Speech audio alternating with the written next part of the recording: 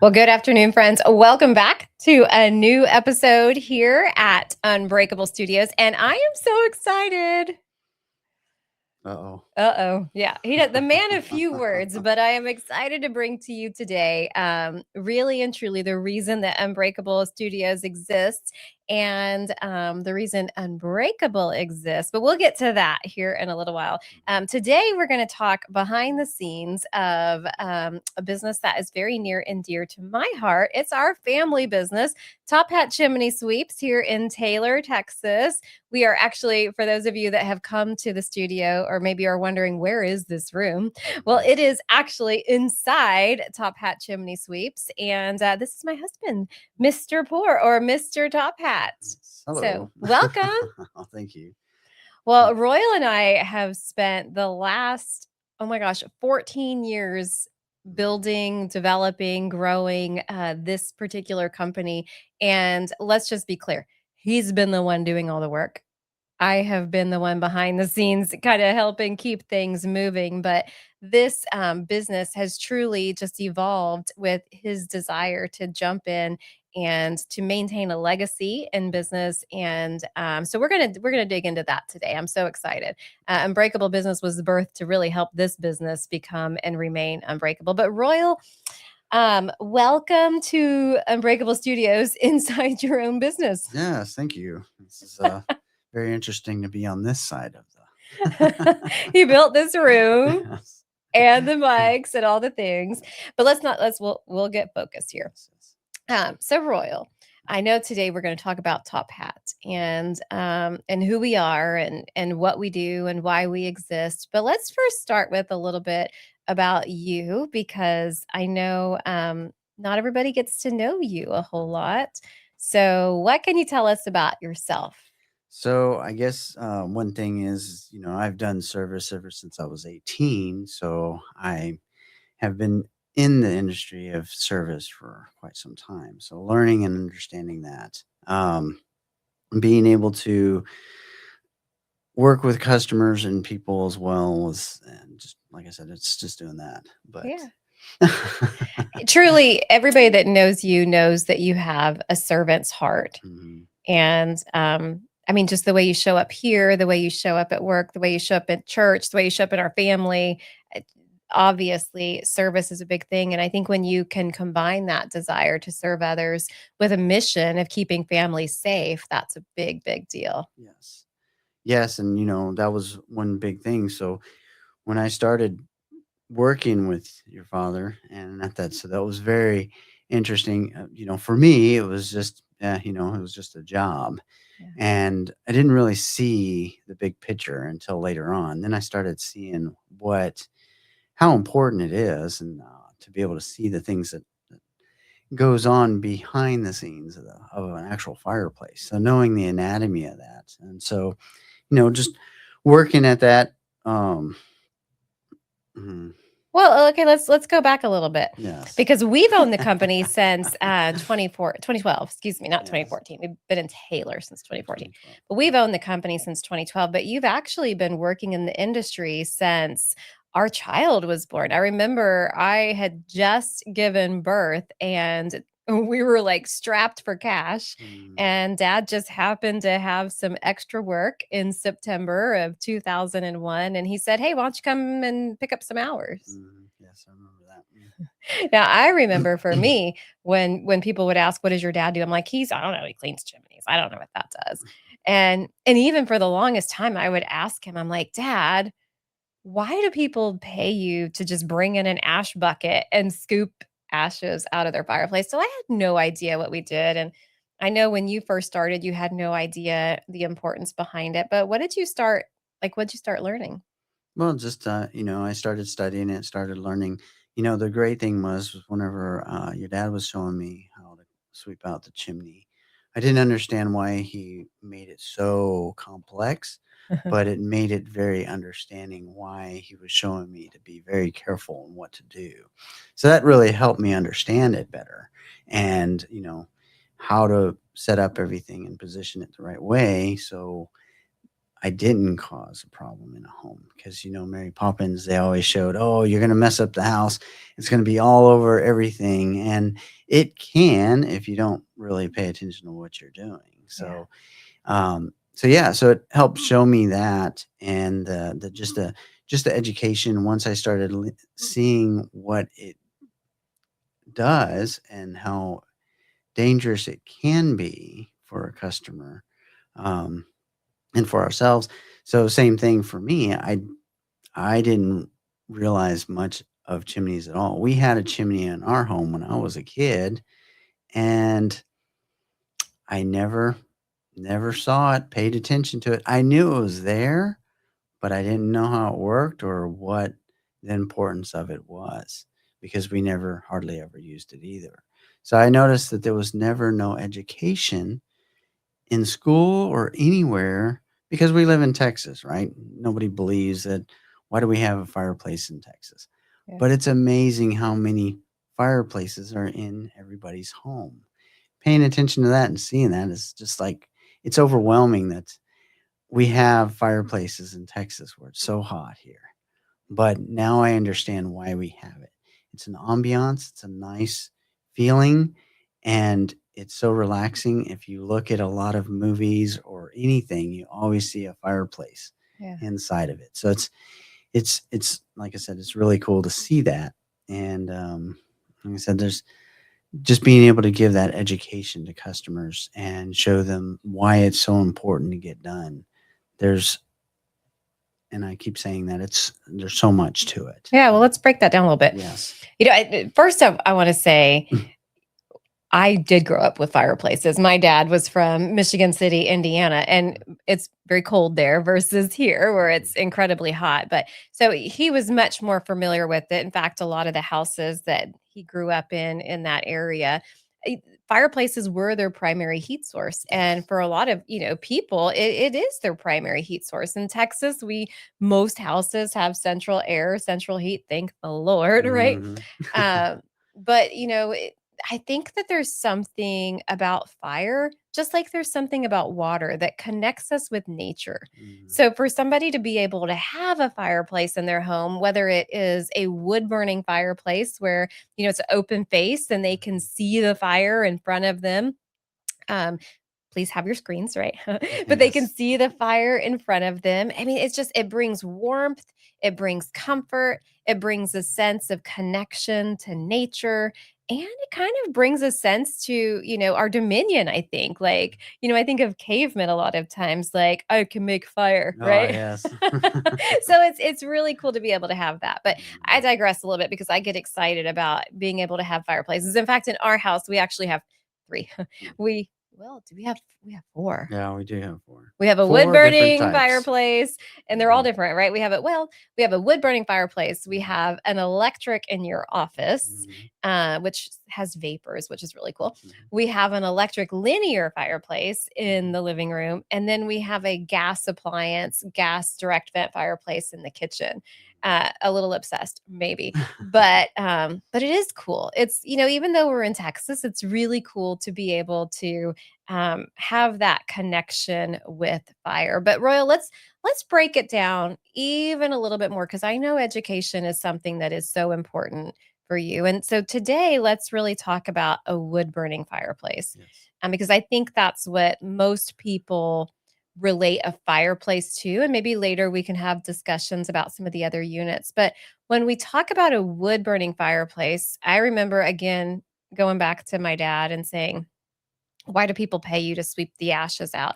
But can you Mhm. talk to us a little bit about what's actually happening when somebody has a fire in their fireplace?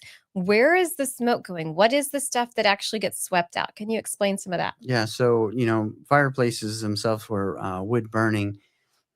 It is. The heat and the smoke are going through the flue, but you also have to make sure that the logs are all the way on that back wall to where it allows the smoke and the heat to get out. Because if you have it too close forward to the front facing of your firebox, a lot of that smoke starts to come into the room. And then after that's where you have that smoking issue. So knowing and understanding that part of it whenever you're building having a fire inside of there. But also, these homes nowadays are starting to seal up. So we really have to start really paying attention to that kind of stuff. There are so many different types of fireplaces, as Teresa's saying too. So, knowing that and understanding that is really good to know. Um, Yeah, so when you're using mm, the fireplace, obviously we do have a lot of homes that have been remodeled, and like in Taylor, there's so yes. many houses that were built like ours in the 1930s, Hmm. um, and they were not energy efficient at all. And now builders are coming in and contractors are coming in and individuals are knocking on your doors and they're like, let me sell you sprayed in insulation Hmm. or foam insulation, and when they do that, how can that affect the draft in the home? So yeah, so then that the positive and negative airflow is not happening anymore. Your actual central heat is actually having to control everything. But also, if you have the wrong AC unit, too much pressure inside of there, it can also cause it to where it can pull smoke out of the firebox. So there is a lot of, I guess, scientific parts to this that's very interesting to see. So, Yeah. starting to find those things that are going on with it. That's what I really enjoy doing. Is I love to troubleshoot and try to figure out what is causing the issue and how do we solve and fix the problem. Yeah. So, Well, for some people, they're like, oh, I just don't want to deal with smoke in my house. Like, having a fireplace is great. And they just think, well, it's a problem. There's just something broken with the fireplace. And so truly they can call you and you can help them discover maybe some small tweaks they can do that can allow that pressure to be released, maybe opening a window, mhm. which sounds counterintuitive. Yes, Let me have a yes. fire in my living room so I can be warm and cozy, but I'm gonna open a window. Well, maybe you need that for the draft, Yes, right? yes. Then we have to try to see if there's a different design. But that's what we learn as well, and that's the reason why they make all these different types of fireplaces now. Just like Teresa's saying, the new homes that have the spray foam inside of there, they start sealing the house, and it's making it really tight. So now there's no oxygen for the actual fire because it needs air to go underneath the wood to allow it to burn. And if there's nothing there for it, it's not going to be able to burn and it's not going to Mm, burn correctly. yeah. And so that's where you may have to change it out for a direct vent fireplace. And that's the reason why they make those. And it's an appliance now. But it's the same thing. It's closed in unit and it's only getting air from outside and it allows it to bring it back into it to be able to have that fire continuous. Mm. And a lot of people just don't realize that they Mhm. can change their unit, right? Yes. Yes, and that's the other thing too. It does need to be replaced or removed out of there. So, um, knowing that, then it sometimes if you don't like that wood burning smell and you just want to be able to turn it on, have a nice fire, and then shut it back off and be able to go wherever you need to. I have a lot of customers that love it to where all they have to do is turn it on, have their coffee in the morning, and then have to turn it off and go to work and not Mm. have to worry about waiting for it to burn out. So when I'm late for work, it's because Mhm. I'm having my coffee and my fireplace. Just kidding. Um, so let's talk a little bit about, so you mentioned the draft and how oxygen has to come, airflow has to come in order for the flames to properly draft. But what's happening through the flue? So, we want to paint a picture because most people think, okay, fireplaces, Mary Poppins, like they don't understand what's happening in the anatomy as you talk about of a Mhm. fireplace. Um, like, can Santa really come down the chimney? Maybe we won't answer Magically, that. magically, he comes down the chimney. Okay, but paint this picture for us if you can, because you are good at being descriptive. So, if we were to look at, the inside of the house is the firebox, Mm. and then we have the area behind that, and then we have the area that they can't see, and then we have the top of the house. So, talk to us about some of those and what those pieces are for. So I guess we can go with the masonry chimney. So with the masonry chimney, you got your fire box. Then on the outside of it is your actual chimney chase, right? So the cavity of your chimney chase. So all of that needs to be sealed and solid. There's not supposed to be any combustibles, any framing, or anything going through that. Then your firebox itself contains the fire and the smoke and the heat that goes through there. It goes into the smoke chamber area, and it allows it to funnel into a flue and go out through the actual flue itself and get outside. If there's any cracks or damages, mortar joints that are coming apart, and that's what we're looking for, is trying to see if there's any damages or openings. You're building a fire in there, you're heating that stuff up, it's going to crack and it's going to get damaged. So we do need to go in there and start sealing and fixing that back up.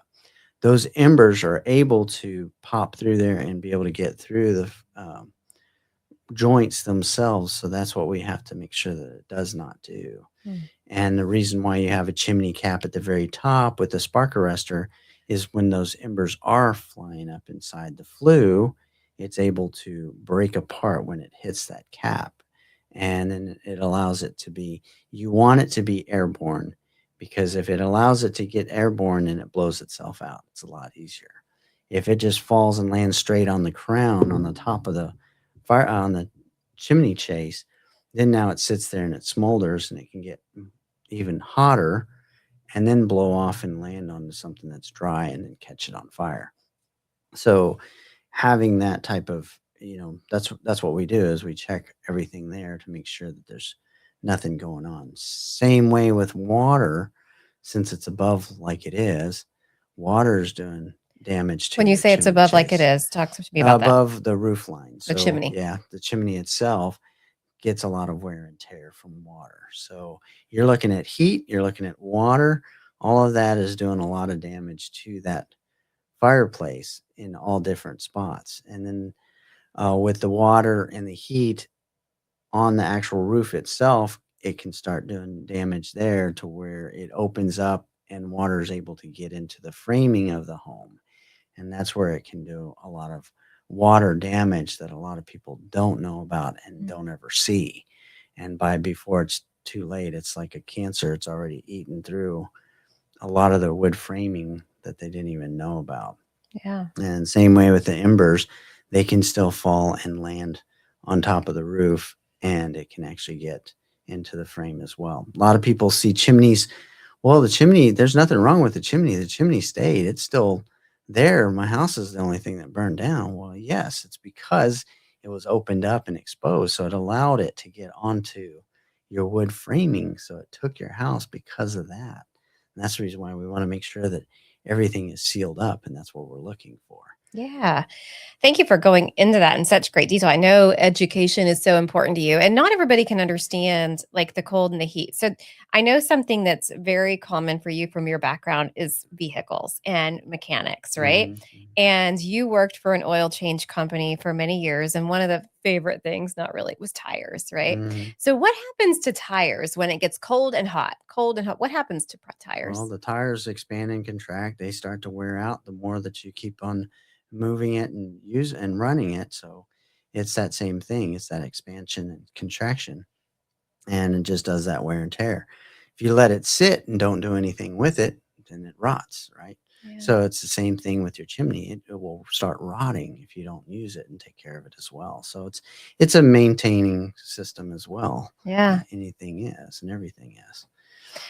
Thank you. I Mhm. think about, with vehicles, with cars, and we're running them, we're driving them. We know how to and we've been taught. I don't know if we all do this. I know I don't, but we were taught to walk around your vehicle and inspect. Right, Mhm. just walk around your vehicle and inspect the tires.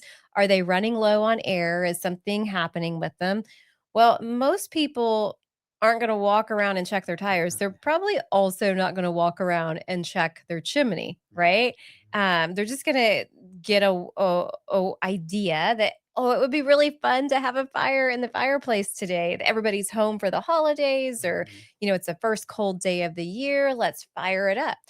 What kind of potential damage could they be creating for themselves by not having the chimney inspected? Yeah, so I mean that's the same thing. Your house shifts, the earth moves, so your house moves as well.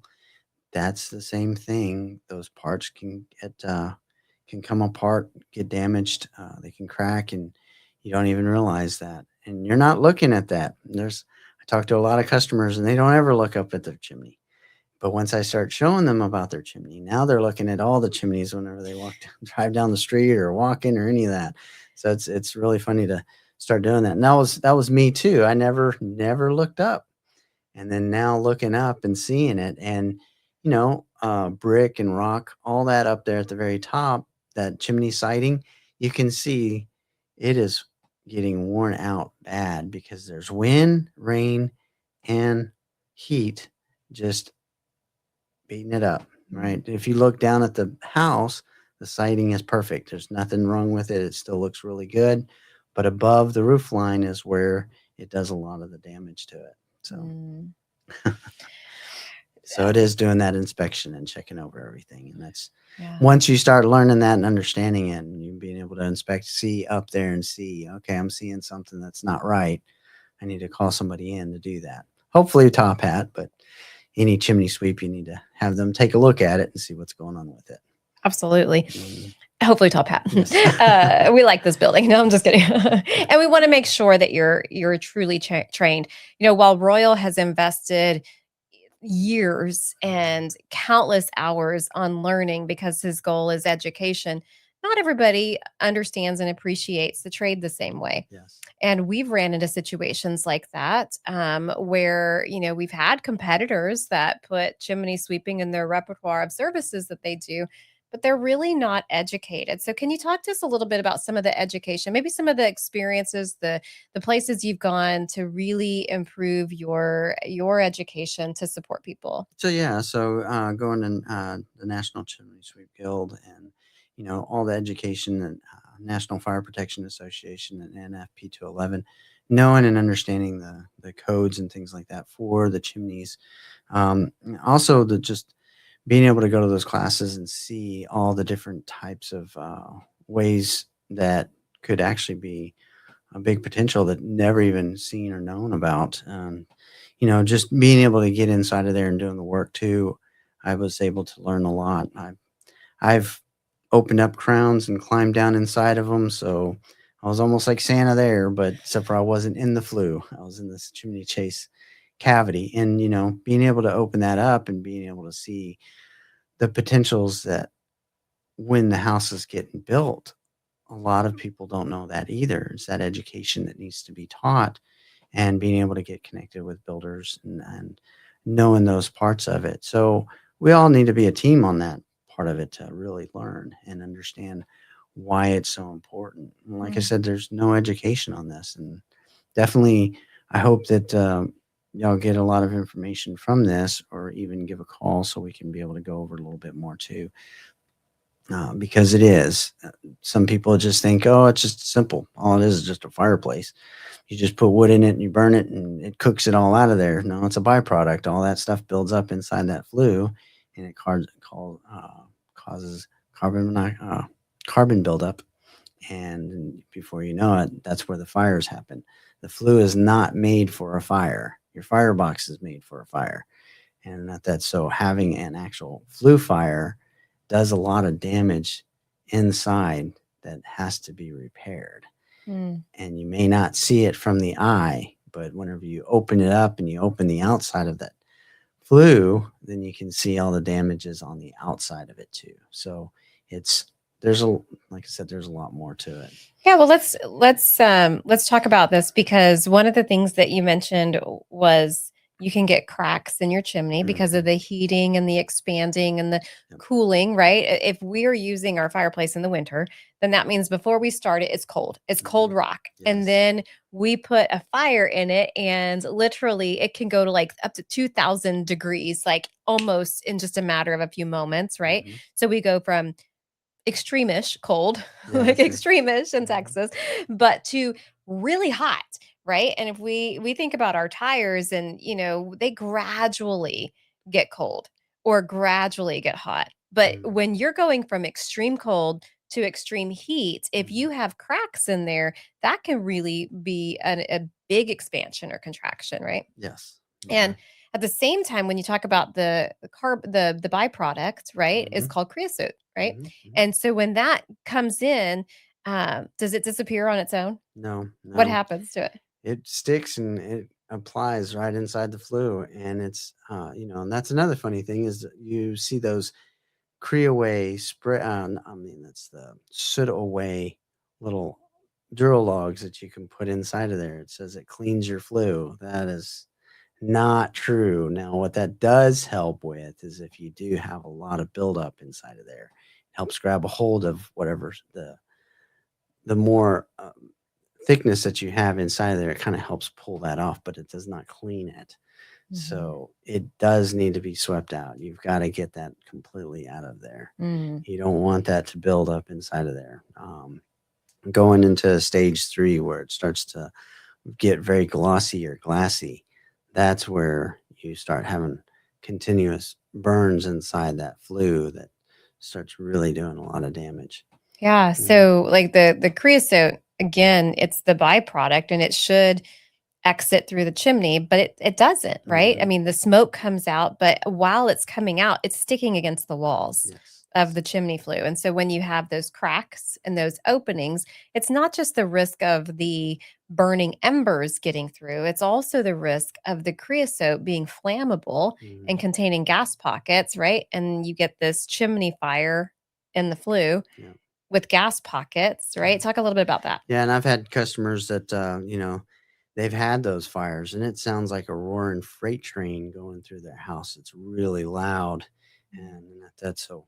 Yeah, I mean it's it's that creosote that just starts to build up. It's that unburned gases that are inside your flue that have not been burned all the way off. So that's the reason why we need to sweep that out of there completely. Yeah. So. Yeah. Well, I think, these are there's so many things that people don't know. I Mhm. continuously go back to thinking, oh, my dad just shovels, Yeah. ashes that you can see out of the firebox out. But there really is so much more. And, what's our tagline for Top Hat? Peace of mind is just a sweep away. Yeah, and that holds true Hmm. because, we want to have the luxuries of a fireplace Hmm. Yes. and the feeling of the ambiance and the romance and all the things that are created, the memories that are created with Yes. fireplaces, right? Yes. But Very not to much. the detriment of, oh my God, what if my house burnt down tonight? Mhm. And I know you've had an experience where you've called on repeat clients and they didn't take you up on an offer for an inspection. Yeah. Yes, we did. We had a customer called them up and then at that said, "Hey, it's your annual inspection. Are you ready for us to do that?" But we did miss a year, so that was. But still, same thing. We found out that, oh man, I wish I got y'all's call sooner because we lost our home from our chimney fire, and I was like, ah, so yeah, so it's very important that it gets done. I mean, just knowing that, and same thing. It's when you have the fire inside of there, those embers can float into the wall and it can start to smolder on the wood. And it could be, you could have the fire that night, and a week later, your house will be burnt down. You didn't even know about it because that piece of ember is just smoldering inside the wall until it finally gets out to oxygen, then it's able to light up and get the house. So it is. It's very important. And I'm not trying to scare people. I'm trying to educate and understand what you really why it's so important to get it done. Yeah. And even if you don't use us, just make sure whoever you use that you do get the information that you need and to make sure that it does get sealed up. Hmm. So Yeah. mm, I know our core values for Top Hat are important to us, and one of the big ones is transparency. mhm, And I think that is something that we've pride ourselves on is to mhm, be able to be incredibly transparent with the homeowner about what it is that our technicians see, yes. and to let them be part of the process of the repair process. And I think a lot of times. There's different service companies that are out there, and we talk to a lot of them here at Unbreakable Business, right? There's a lot of them that, they provide a service and they may have like a good, better, or best offer. Like they may do something really Yeah. exciting, like a home remodel or something like that. And they're like, we can give you this option, or this option. And a lot of times with Top Hat, we're like, we got one option. Yeah. Like, we don't It's a want your little house to hard. burn Yeah. down. Right. So can you talk a little bit about, a little bit about like the process of the inspection through the findings and the recommendations? Yeah, so doing the inspections, we check over, from the top to bottom. We look over everything, look at the lintel gap. A lot of times, the lintel gap is the big spot. It's whenever you look inside your firebox and you look up right behind, right in front of the brick or rock, the fascia of the tile. There's a gap sometimes that happens right above there. That's where you want to check to see. That's what we look for, and we have to seal that up. And you can't just use regular mortar because it just dries out and it'll fall right back out. So it's a special mortar that you put inside of there that has fibers that helps hold it together and it doesn't allow it to come apart. But still, we still have to inspect it because you're putting a fire inside of there. So it can still come apart. So we have to always check those parts of it. And so just looking at all those parts and inspecting that and making sure that there's nothing that is being missed. And it's once a year, and I know that we get customers that say, "Well, I just want a sweeping. I don't want an inspection." Well, we really need to look at it to make sure that everything is okay. Same way with those repairs that we do. We want to be able to come back and make sure that everything is holding and that there's no issues on that. And so being able to inspect all those parts and Yeah. So what's one of what I remember one time the mm, phone rang and this woman, like we had a voicemail the next morning is what it was. And this woman, poor thing, I know that this had to have been completely devastating for her, but she was like hollering and she was like, oh my God, something's happening. And she had the fire department come out. And this was a situation where she didn't open the damper. the damper, Mhm. right? And so, talk to us about the damper. Every firebox should have one. Yes. Yeah, every damper, yeah, inside you should have a damper handle to where you can be able to open it up. If you ever do have a fire in your flue, you can be able to close that damper to suffocate that flame that's above because same thing, it has to have oxygen underneath it to help it burn. And if you close that, then it'll help shut it down most of the Mm. time. So I know you love tips and education. Mm, There may be some special tools that somebody might want to have close by their fireplace, right? mm, And I always thought that the tools were for decoration mm, because anyway, that's what I thought. But I just can imagine if there's a chimney fire and I try to go in there and reach into mm. that damper handle, it's going to be hot, Yes. right? So, what are some things that somebody maybe should have if they're going to have a fire in their fireplace? What are a couple of tools that they should have available at all times? Well, the chimney tools is always good to have there. And then after that, you have the little poker that you're able to poke the wood. It has a little hook on it. Sometimes that'll help grab a hold of it and pull that damper door closed. And they also, excuse me, also the fireplace stores that you go to, they sometimes have a hook that you can use for the damper to be able to open and close it. Uh-oh. Excuse me. And there's also they have those, kinda like welding gloves that you can be able to use inside of there too. So Awesome. excuse Well, I know there's all me. kinds of education and things that we want to be able to share with people. And today we really just wanted to talk about wood burning fireplaces. Mhm. But I think in one of our next conversations, we can talk about gas fireplaces, Yes. electric fireplaces. I do wanna I didn't even think about that. I do need to let everybody know, when you sell your home, you need to have a level 2 inspection. That's us looking at everything on the home whenever it does a transfer for of a home. Um, a lot of people think that a home inspector is good enough. That is not the case. They do a visual inspection, so they're only looking on the outside of it. They do a full home inspection, so I need everybody to understand the total difference of that, because a lot of times I see a lot of people buy a home, and then when they bought the home, they have us come out and do the inspection or sweeping, and now they have a high expense repair job that they did not know that was inside the walls of that chimney that nobody saw, because you really do need to get that inspection done. Mm. And that's not really a top hat recommendation. That's That's actually written in the rule book. yes. For all you rule followers, check out NFP 211, NFPA 211. Yes. But that's actually in the rule book for the purpose of protecting new homeowners. Right. And in the previous homeowner, maybe they never used the fireplace. Maybe they looked at it just like you did, like, that's interesting. What do we do with that? Right. Or they have no desire to use it. There's a lot of people that they actually we don't want fires in our house, right? And I mean, when we think about it, we tell people you're literally setting something on fire in the middle of your home, right? You're Mhm. lighting a fire in the middle of your home. You want to make sure it's safe, that Yeah. it's inspected, right? If we were going to go camping, we might make sure that the surround of the campfire, pit is safe Yep. before we It's contained. light it next to our tent at night, right? Mhm.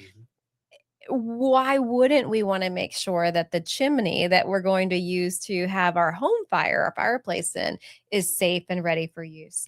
Mhm. The NFPA 211 says a level 2 inspection every time there's a transfer in ownership on a property. But that should also happen, rental situations, Mhm. right? Anytime you Yep. have a new renter come in, Yep. you still want to have it. You don't know what that previous renter did. You don't know if they shoved Christmas tree up a there. Christmas tree in there, right? We don't By the way, you're not supposed to shove a Yes, Christmas tree do in there not do that. or That's wrapping paper. no wrapping paper or bills. It's not a No matter shredder. how much you hate It's them, not a don't do shredder. the bills, right? Love that. Well, yeah, so we don't know what the previous person did, and so it's so important to have that inspected, but also annual inspections, for Yes. your home. Yes, please, please. Annual inspections is very important. And like I said, home inspector is not. It's just they're visual, right? They're looking at electricals, they're looking at plumbing, they're looking at the siding, all that stuff, the roof. They're not the professionals of the parts that really need to be done. So chimneys, all that stuff is you really need to have somebody out there to get that done. Yeah.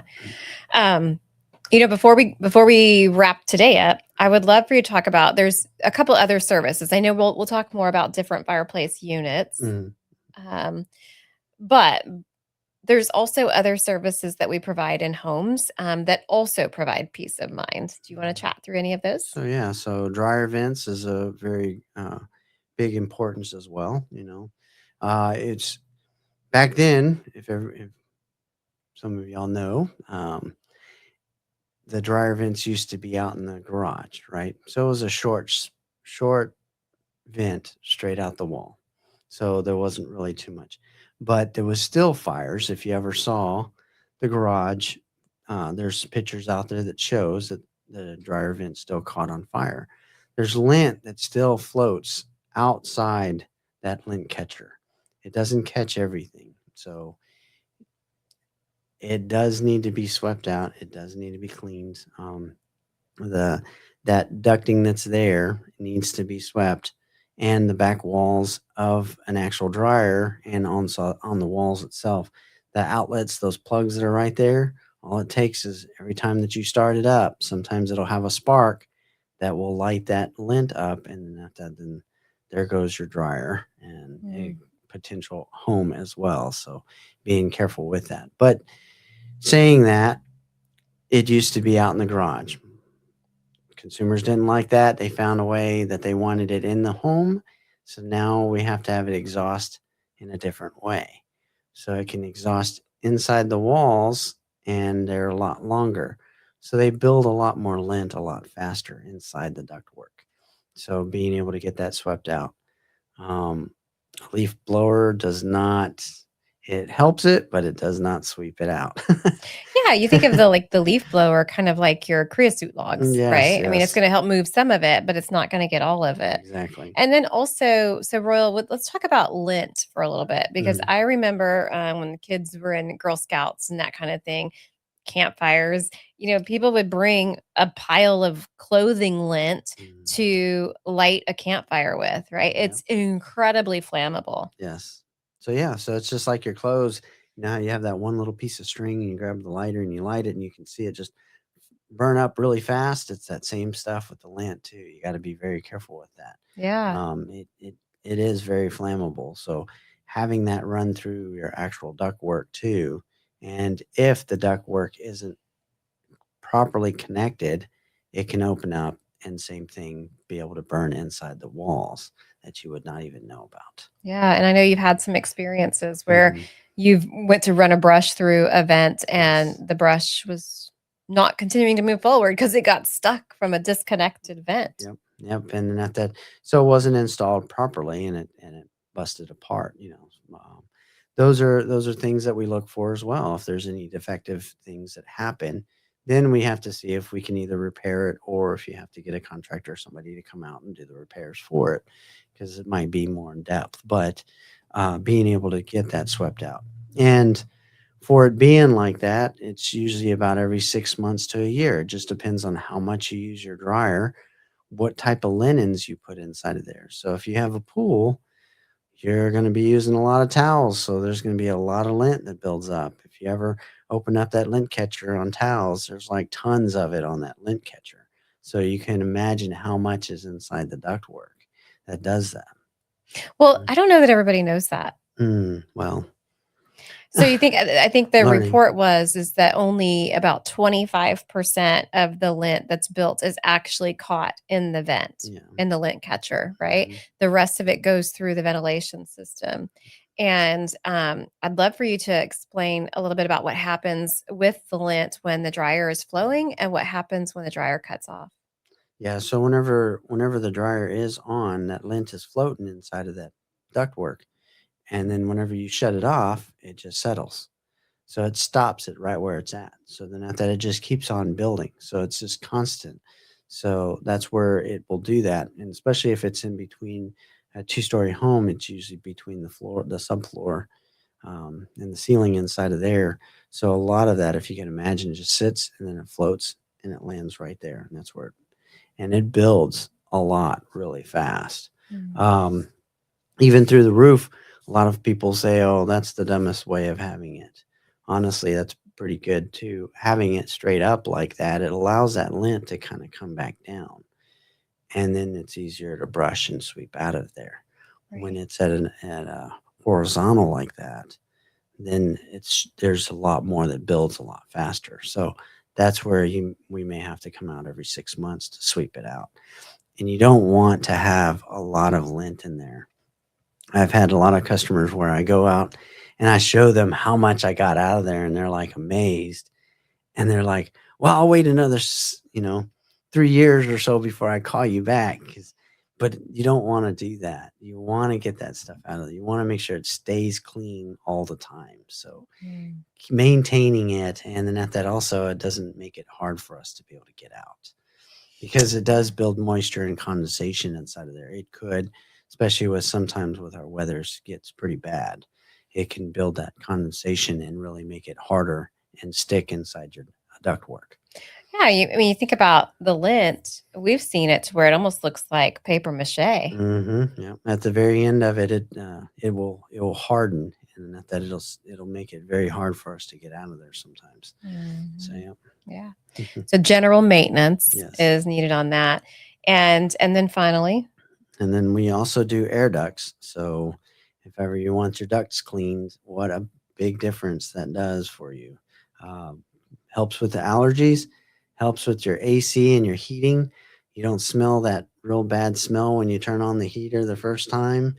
It's all the hair, the dandruff. If you have pets, you can definitely smell all that stuff. So help get all that stuff clean, swept out of there, helps reduce that down a lot. And then at that the musk, sometimes you can feel that musk whenever you first walk into the home. When you get that swept out, it's more fresh and clean. mhm, So a lot of customers that we've worked with, they've noticed a major difference in it. And then at that also the smell that gets caught up in there too. yeah. So I know you've had experiences where people that have had severe allergies or yes. asthma. Yeah, you want to talk about that? Yeah, so we had one of our employees here that got uh, asthma, and it was really bad. And so we went and did duct cleaning, and the next day started sounding better, and then the next day after that started breathing a lot better, and then it was all gone. So it was amazing to see the difference on that, especially when people have real bad allergies and they're just coughing and sneezing and everything. Just seeing the total difference from them not doing that anymore, and it's yeah. So Yeah. Well, what they say is, that air, that same air is just recirculating, yeah. right? Yeah. So if you can imagine, let's just, if you ever did use the vacuum cleaner, right? And that you run that, it's the same thing. It's circulating through your system. And at that, so if that filter doesn't really get cleaned properly, you start smelling the, if you have dogs, you can start smelling that through there. So it's the same thing with your system. And since we are tightening and sealing our houses even tighter, that's all it's controlling. So you can smell all of that. And also, that's where you're starting to get those allergies and it's starting to get you sick because you've got all those germs and everything that's floating and just constantly circling, Mm. cycling inside your home. Yeah. There's so much. It's funny because we a lot of times will get tagged on social media. Somebody will say, who does air duct cleaning or whatever, and we try to educate people on air duct cleanings, but we can't even post about air duct cleaning online anymore because there's so many scammers Oh, yeah. that are out there that claim to do air duct cleaning. And Royal, one of our arch nemesis, right? Our arch nemesis, Hmm. people that offer like $49 whole home cleaning services, whether it's the air duct cleaning or the dryer vent cleaning or even the chimney cleaning. And they're Yes. they're offering these Groupon deals. And of course, people can go to our website and they can watch a video that we posted that was shared on the news of somebody that really got caught doing that. And it was a terrible, terrible situation for a homeowner up north somewhere, but it happens all the time. Yes. And so, we will a lot of times get clients that will call us and say, "Hey, what's your price?" "Okay, I'll call you back." And they find somebody that offers a $99 Mhm. special, and unfortunately, they tend to get taken advantage of. Can you talk a little bit about what you're seeing and how that hurts consumer trust? So yeah, I mean, we're getting a lot of those where, and they're coming in pretty heavy right now too. Is the not that $99 whole house cleaning, and basically right when they get inside, then what they do is they just brush the vents, and I've had customers say, "Well, were you going to clean inside the ductwork?" And they said, "Oh no, that's a deep cleaning. You want that? That's going to cost you." And so then at that, then they'll they'll open up the vent and see it, and they'll see if it's just mildew or if there's paint inside of there. They'll say, "Oh no, you've got mold growing inside of here. It's going to cost you $3,000, $5,000 to get this all clean, swept out." And then at that, so they'll scare the customers to be able to get the service. And then we've had a lot of our customers come back, or we've had those customers come to us and they were, "Yeah, we apologize. We should have got with you." Because we do. We tell you exactly if you tell us how many vents you have, we can give you the total amount of how much it's going to be. And at that, you have that information. And plus, we can also find out if you have to, how often do you need to get it swept out? Most of the time, it's usually every 3 years. It just all depends on how you use your system. I have some customers that love to open up windows. So you can imagine how much dust and everything starts to come into the homes. So that means it may need to be swept out a lot sooner. But yeah, we have that. And also for chimneys, we get the same thing where it's $49 sweeping, and they'll sweep out the firebox and that's it. And then the customer will be like, "Well, I need more done than that." And then finding out that once they get up there, they start trying to say, "Oh, well, your chimney's coming apart." And we give out pictures. So we're very transparent on what we have. So we show the customer, and at that, we make sure that we take pictures that it shows that it is your home, not somebody else's home. So that's really important. So we are definitely transparent on that part of it to make sure that you are understanding and aware of what's going on with your stuff. And if you're if you want to get it taken care of, we're here to help you. If you're not ready and you want to hold off on it, that's your choice as well. So we're not going to put a scare tactic into you. We're just going to let you be aware of the dangers that can happen. Hmm. So, I mean, yeah. absolutely. We talked about transparency being one of the core values, but so is responsibility, Mhm, right? And when you put on that uniform every day to mhm, go out and protect homes, which is what you do, right? You're taking on a huge responsibility and to helping the homeowner be educated so that they can be better stewards and providers of their home, protectors of their own home, their own domain, right? We work hard for our homes. yes. We work hard for the ability to be homeowners. We work hard for the ability to be able to provide for our families. So, to be able to take what you're bringing to the table, that education and Mhm, empowerment is so important for homeowners and for individuals to protect what matters most to them. yes, very much so. Awesome. Well, Royal, as we wrap up today's episode of Unbreakable Business, is there anything else that you would like to share? A funny story or anything else that you would like to share for our viewers today?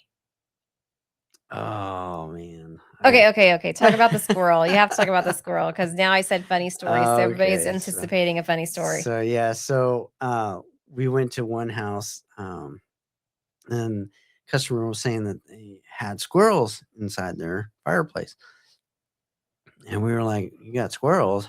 And, still new to it. I was still trying to figure out how did they get squirrels inside of there. Found out that they had no chimney cap up on top. So it jumped down inside the flue, got inside their firebox, and there was two of them in there. And luckily they had a glass doors, and you could when we walked in there, we could see all these paw prints all inside, and it was just black paw prints everywhere, and it was just so crazy to see that. And the you could see the squirrels just kind of looking around trying to figure out how to get out of there. And then we were having to grab them out of there, and mind you, we're not animal. Wildlife. Yes, so so we got to learn from that one, but yes, had to be very careful with that. But even then, having one of them get out and then got around the house with all that soot, the black soot, pawing everything, and not that getting it on the curtains and just running everywhere and having to try to open the doors and try to see if we can get them to get out. So yeah, so it was definitely not a pleasant one, but it was pretty funny to see that. Luckily, the customers were okay as well. So They had a good sense of luckily, humor. we got it out of there, and we made sure we put a cap up there so that would never happen again. Yeah. Moral of the story. When they have living creatures, we get them evicted before we come That's out. right. So we want to make sure we get them out of there beforehand. So, Oh my gosh, that's so funny. Well, what a fun conversation mhm. today. Thank you. Thank you. And thank you for showing up every day and showing the world what it means to work with a strong work ethic and protect families. I appreciate it. Thank you. You're welcome. Well, friends, thank you for joining us today. What a fun conversation. Hopefully, you found it incredibly informative as you think about what are some areas, we want you to enjoy your home, right? Mhm. And it's so fun to be again at this side of it because I get to be the interviewer with Unbreakable Business, but also the co-owner in Mhm. this amazing business at Top Hat. But I think for Unbreakable Business, when you're out there and you are representing your trade, whatever it is, I hope and pray that whatever values you have, maybe it's transparency like Royal and education and strong work ethic, right? Maybe those are yours, your responsibility, or maybe it's something else. I just hope and pray that whatever it is, you've identified it. And not only are you out there fighting that good battle, but your team is representing you so well in addition, when it comes to having an unbreakable business, it starts with your value, your integrity, and how you show up in the world so that you can make the biggest impact for everyone around you. And Royal, I know you do that everywhere you go. So thank you for leading by example. I appreciate it. Thank you. You're welcome. Well, friends, thank you for joining us today. Thank you for your time, your attention, and for the way you show up in the world. Until we see you next time, keep building your unbreakable life.